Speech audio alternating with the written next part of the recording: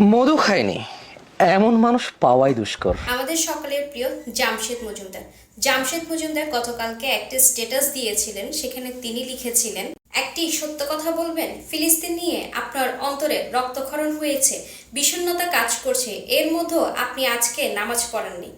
এমন কেউ কি আছেন? না না, আমি মোটেও বলছি না আপনি বেনামাজি হলে আপনি অন্যায়ের বিরুদ্ধে কথা বলতে পারবেন না। জাস্ট আমরা কতটুকু আল্লাহকে মানি সেটা বোঝার চেষ্টা করি, যদিও বোঝা সম্ভব না। আসলে যে ইমান আমারই কাজে আসে না, সে অন্যের কাজে আসতে পারে? শুধু তাই নয়, তিনি কমেন্টসে আরও লিখেছিলেন, আমি কোনো ইবাদতকে কোনো ইবাদতের সাথে কম্পেয়ার করি না।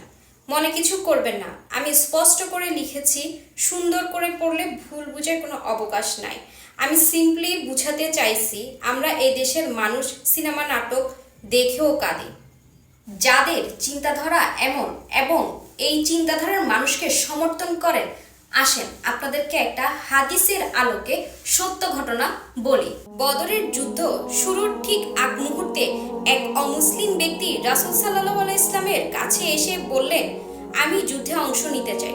রাসূল সাল্লাল্লাহু আলাইহি ইসলাম বললেন, এইটি ঈমান ও কুফরের মধ্যকার যুদ্ধ, এখানে শুধু মুসলমানরাই অংশ নিতে পারবে। লোকটি এক মুহূর্ত ভাবলেন, তারপর বললেন, তাহলে আমি মুসলিম হচ্ছি। যুদ্ধ শুরুর ঠিক আগ মুহূর্তে তিনি ইসলাম গ্রহণ করলেন। এরপর জিজ্ঞাসা করলেন, হে আল্লাহর রাসূল, যদি আমি এই যুদ্ধে শহীদ হই তাহলে আমার প্রতিদান কি হবে? রাসূল সাল্লাল্লাহু আলাইহি ইসলাম বললেন, জান্নাত। তিনি যুদ্ধে অংশ নিয়ে শহীদ হন। পরে রাসূল সাল্লাল্লাহু আলাইহি ইসলাম বলেছিলেন, তোমাদের মাঝে সবচেয়ে লাভজনক লেনদেন করেছেন এই ব্যক্তি। তিনি ছিলেন উমাইর ইবনে আল হুম্মাম আল আনসারী রাদিয়াল্লাহু আনহু। বদরের যুদ্ধে শহীদ হন 14 জন সাহাবী এবং এই সাহাবী ছিলেন তাদের মধ্যে একজন। আর এই হুইট হানি ভদ্রলোক পৃথিবীর নিকৃষ্টতম গণহত্যার প্রতিবাদের সময় মানুষকে প্রশ্ন করতেছেন, তিনি নামাজি কিনা। আচ্ছা, আপনি মধু বিক্রি করার সময় কি আপনার ক্রেতাগণদের কাছ থেকে জিজ্ঞাসা করেন যে আপনি নামাজি কিনা? আপনি সুদখোর ঘুষখোর কিনা? আপনি অন্যায় অবিচার করেন কিনা? বিনা কারণে অন্যের প্রতি জুলুম অত্যাচার করেন কিনা? অন্যের সম্পদ আত্মসাৎ করেন কিনা?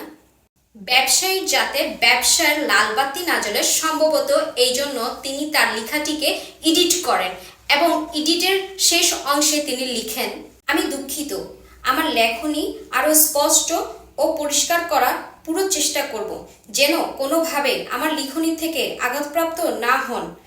আপনারা জানেন আমি বাংলায় লেখায় কম দক্ষ, তাই মার্জনার চোখে দেখার অনুরোধ রইল। আমি এবং পুরো মুসলিম বিশ্ব জালিমের ধ্বংস দেখার অপেক্ষায়।